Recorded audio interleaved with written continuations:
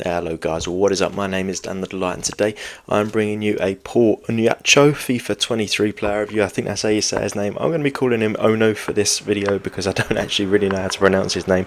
But he is 6'7", which is very, very good for a centre back. He's got 87 pace, 80 shooting, 80 passing, 82 dribbling, and then they've given him 94 defending with 99 hand accuracy, 98 interceptions, and 96 physical and 99 strength. This card looks absolutely ridiculous, and I'm extremely excited to get into it with him. So I've got him playing in the centre back here in an all Premier League team with a couple of icons in there as well, but he's on full chem, and you can see him, he's on the ball there, number 16, so he's playing on the right hand side of this centre back pairing.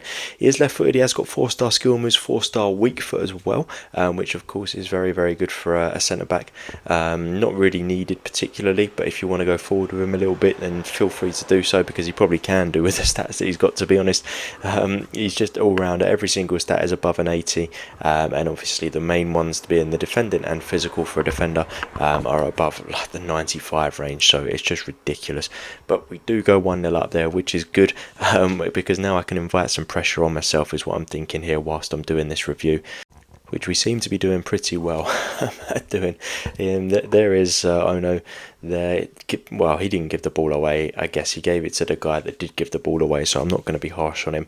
But as I say in these videos, when I am doing these reviews, I will always see, oh, good tackle, that is very good, solid tackle, exactly what you wanted, and then dispatching of the ball fantastically well. As I do say in all of these videos, I will give my players about 4 or 5 games before sort of going into it and giving my overall verdict at the end of the video. I feel like it's fair. You can't just go off of one game, so yeah, there will be multiple games being played before giving my overall verdict, and then we will go back into the overall stats and we'll see. Look at that, let's see what his pace is like here, being tested. Did he get the block in? I'm not entirely sure that he did manage to get that block in there, but the ball fell to his Petacek, who absolutely terrorised me during this game, I'll be honest, towards the end. Yeah, the game, I don't even want to talk about it. That Petacek scored, I think, 7 goals. But we get the win. We do get the win. It was a crazy, crazy game, but yeah, not a good sign really for Ono when you're letting in that many goals, but to be honest, it wasn't really his fault, I wouldn't say. That Petacek card is just on another level. But yeah, he's had a fairly solid start. He hasn't really had too much to do. When he has had things to do, he has done his job. So that's exactly what you want. And to be honest, this card was not expensive. It's an 85 rated team with a team of the week in there and 1 Prem player. That is not too bad at all for the player that you get in here. The level, bit of a dodgy pass there, but we managed to secure the ball back. There he is, good pass again. But yeah, for the overall that you're getting from this player, it is actually very good. Bear in mind that every single stat on this card is better than that flashback Laporte, which came out not too long ago and was a lot more expensive. So for me, I think the value is definitely there. It's just whether he plays in game very well, and so far he has. Look at that, that's a very good turn, to be honest. There, I know that's not what you wanted him buying him for, but there was a fantastic turn, and that just shows that he's not going to be turning like a truck when you're using him to defend as well. If he's got his back to goal and he needs to turn, then that is a good sign that he's actually going to be able to turn.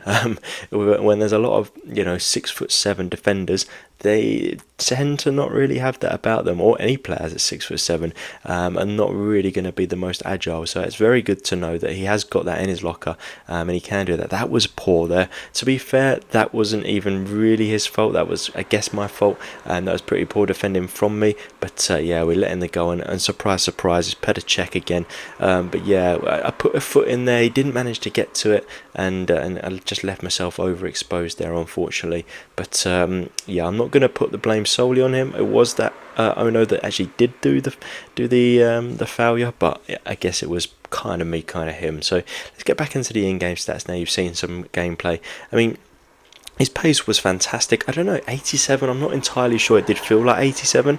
I might bring it down to like an 85. He still felt very fast, but perhaps 87 might be a little bit too high. Shooting I'm not going to get into.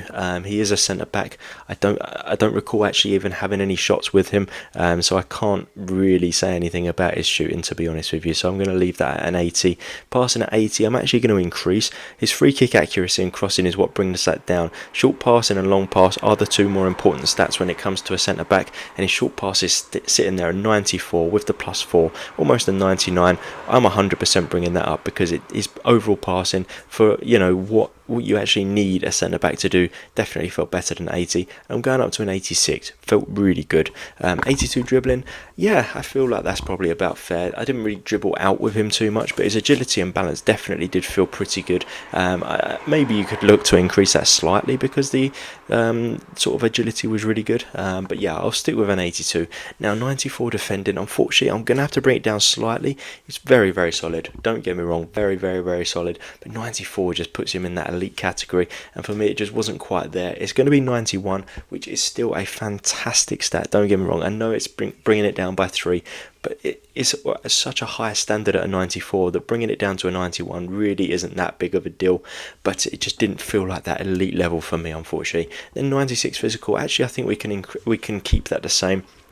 Nearly said increase, but no, we're going to leave it the same. He's got 99 strength as it is. I mean, that's just ridiculous. And then 99 jumping as well if you have him on the basic chem with the +2 if you get full chem with him. I mean, that's just ridiculous. 96 physical, one of the strongest players in the game. That combined with decent agility, good pace, and really, really, really solid defending. I mean, you're playing I don't know what an 85 rated squad goes for at the moment, but it's not much at all. It's going to be like 35k for a player with a 93 overall that you can use as great fodder at the very worst. He fits into a Premier League team because Southampton on FIFA 23 of course are still a Premier League team, and he's got these incredible stats. For me, it's a no-brainer. This guy is worth it. You need to do this squad builder if you have yourself a Premier League team, or even if you don't, then just do it for the fodder, because you're not going to be able to get a 93 rated player for much cheaper than that. So hopefully this video has helped. If it has, please do give it a thumbs up, hit the subscribe button for more videos like this. There will of course be a link in the description down below full of FIFA 23 player reviews, and as always guys, thank you for watching. Bye bye.